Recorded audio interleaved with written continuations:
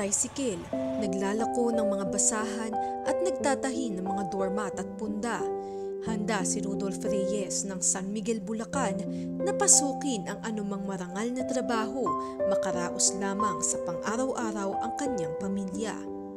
Pero ang mahirap nilang buhay lalo pang nadagdagan nang isang araw isang hindi inaasahang balita ang tumambad sa kanya. Field trip nila po noon, bigla na lang po siyang tumawag po yung advisor po nila na hindi na po siya makalakad, na wheelchair po siya. Pag uwi niya po rito, pinadoktor ko na po, saan ko po pinadoktor, mga laboratory. Tulis ng buwan po, tinuro na po kami sa malaking ospital po, sa BMC. Pati po pagkain, hindi na po makakain. Doon po siya napatunayan nung BNMA po siya. Doon po pala nakikita yung acute lymphoblastic leukemia po. Isang batang masigla at maliksi, ngayon ay pilit ng lumalaban sa karamdaman. Ayon kay Rudolph, hindi niya akalaing si Riley na dating aktibo sa sports ay dadaan sa ganitong pagsubok. Ma'am, nalungkot po ako kasi po ma'am, player siya ng basketball. Akala ko po, napasma lang po. Kaya pati po albularyo, sinubukan po namin dahil hindi po makapaniwala yung mga teacher na bigla pong ganun. Kaya atas ako rin po na magulang, kaya po nagulat din po ako. Nung una po, di ko pa po matanggap. Pero habang tumatagal po, parang naging okay na rin din. Anong pakiramdam ng mga side effect ng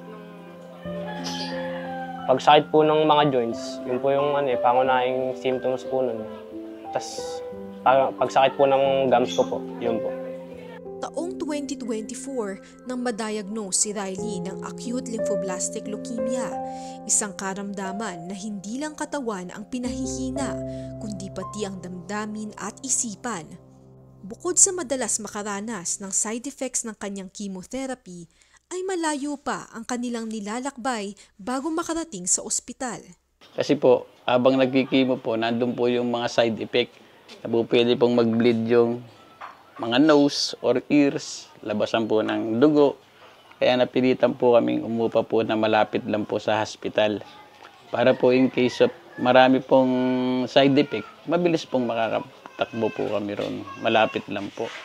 Hindi biro ang sakripisyo ni Rudolph para sa kanyang pamilya.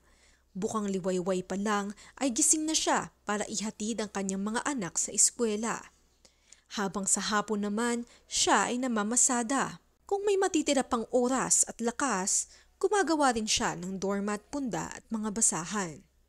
Ma'am, ako po yung lumalapit din sa mga, totoo lang po, sa mga kamag-anak, mga tumutulong.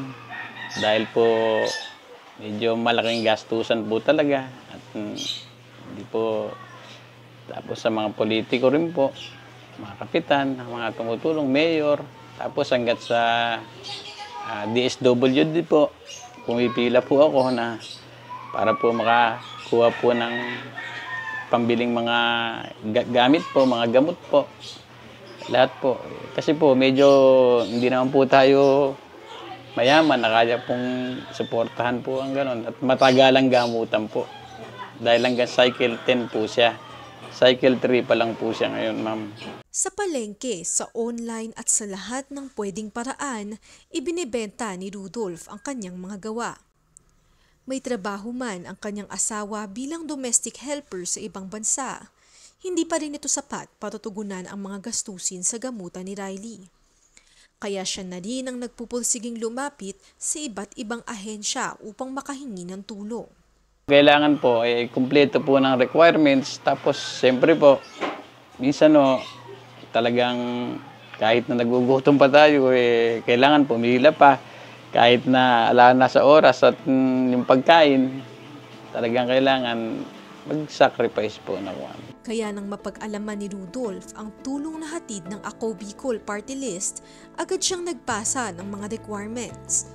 At hindi naman siya nabigo. Dahil agad nilang ipinagkaloob ang kanyang hiling na pambayad sa laboratory tests ni Riley.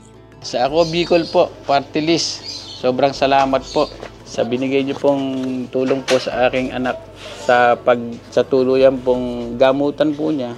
Ay, napakalaking tulong po. Napakabuti niyo po. Sana po marami pa po tayong matulungan. Sobrang salamat po. Maraming salamat po sa Bicol Party List. Sana po marami pa po kayong matulungan na kagaya ko po. Binisita ng aming team ang tahanan ni Rudolph sa Bulacan at nagdala rin tayo ng ilang grocery items para makatulong sa kanilang pang-araw-araw. Kitang-kita namin ang malaking pagbabago kay Riley at ang pagbalik ng pag-asang balang araw siya rin ay gagaling at mamumuhay muli ng normal. Riley, mahal na mahal ka ni Papa, saka ni Mama. Alam ko, gagaling ka. Tiwala lang. Pray kay God. Alam ko mabuti tayong tao. At maraming tumutulong sa atin. Nagpapasalamat ako sa lahat. Mahal na mahal kita, anak. Maraming salamat pa sa walang sawang pag-aayos sa mga gamutan ko, sa pag-aalaga sa mga kapatid ko. Dalangin ni Rudolph ang lakas ng loob para kay Riley upang patuloy na labanan ang kanyang sakit. At bilang isang mapagmahal na ama, hahawakan ni Rudolph ang kamay ng kanyang anak gaano man katagal ang kanyang laban.